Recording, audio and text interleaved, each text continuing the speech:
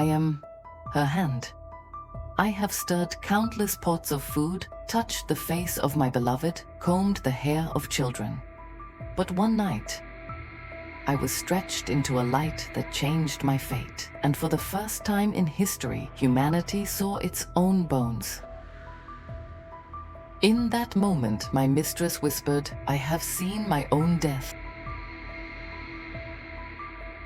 It was a cold night in the winter of 1895. My husband, Wilhelm Röntgen, had been locked away in his laboratory for weeks, sleeping little, eating less. Glass tubes lined the oak tables, brass wires coiled like snakes, sparks flickering in the dim glow of gaslight.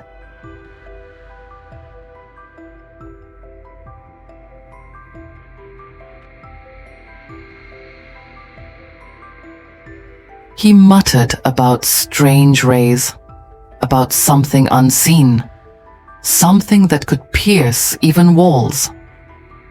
I, the faithful hand of his wife, Anna Bertha, entered the room quietly. He looked at me, not as a lover looks, not with warmth or tenderness, but with the curiosity of a scientist staring at a puzzle. "Bertha, place your hand here," he said, gesturing to the cold photographic plate. I did not understand. I had always been visible, always a servant of daily life. But that night, I was chosen to make the invisible visible.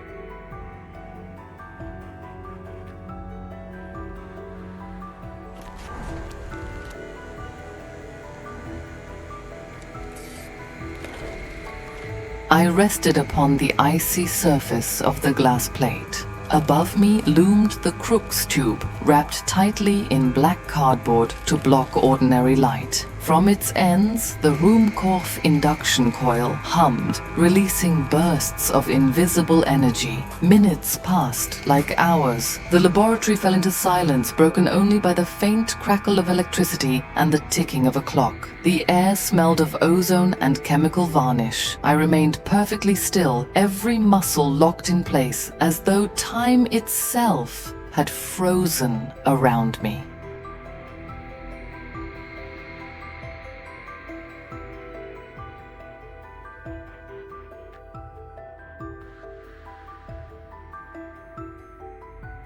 Then, Wilhelm ended the exposure and carefully lifted the plate. I could not see what had been captured, but I felt a tremor in the air, as if something sacred had just been stolen from me. And then, there I was. Not the hand that had touched life, not the hand adorned with flesh and warmth, but a hollow framework of bones. And yet, one thing remained untouched. The circle of my wedding ring, shining defiantly against the emptiness.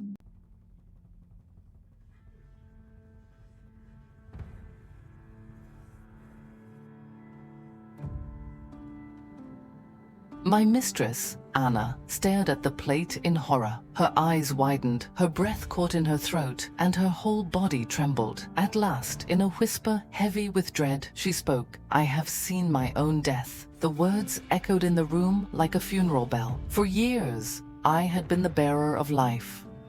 Slicing bread, holding children close, writing tender letters. And yet now I was nothing but a symbol of mortality. A reminder that beneath every embrace lies the skeleton waiting in silence. Wilhelm's eyes glimmered with triumph, but also with fear. He had uncovered something extraordinary, but even he did not yet understand the weight of what had been revealed.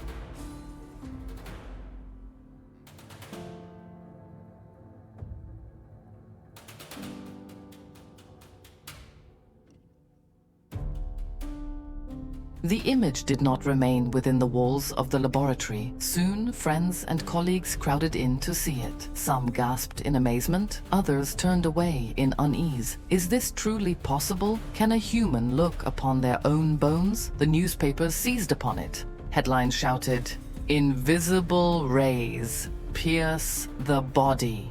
The skeleton made visible. Copies of my skeletal image were passed hand to hand across Germany and beyond. No longer was I simply Anna Bertha's hand. I had become a universal emblem, a revelation that stripped humanity bare. To see me was to see into oneself.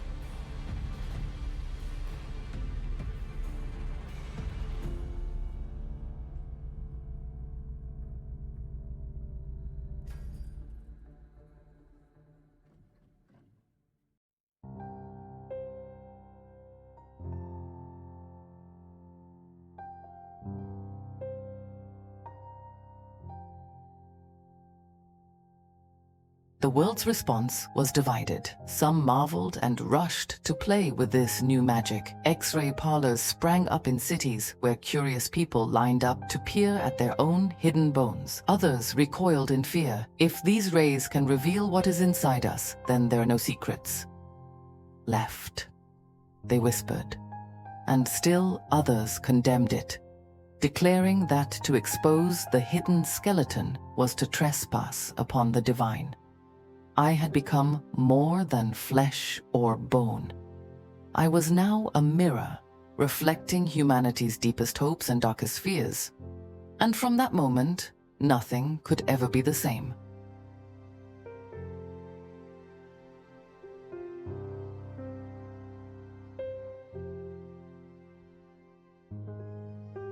I am Anna Bertha's hand. That night, I was only a subject of curiosity placed upon a plate in a quiet laboratory. But through me, a door was opened. The veil that hides flesh was lifted. My bones, captured in that ghostly image, became the first shadow of a new age.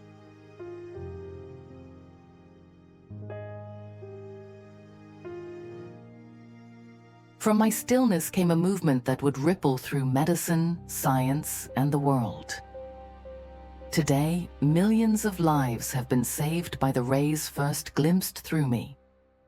The broken are mended, the hidden is revealed, the sick are healed. And all of it began with a single hand, a single ring, and the courage to face the unseen. To see the unseen takes courage.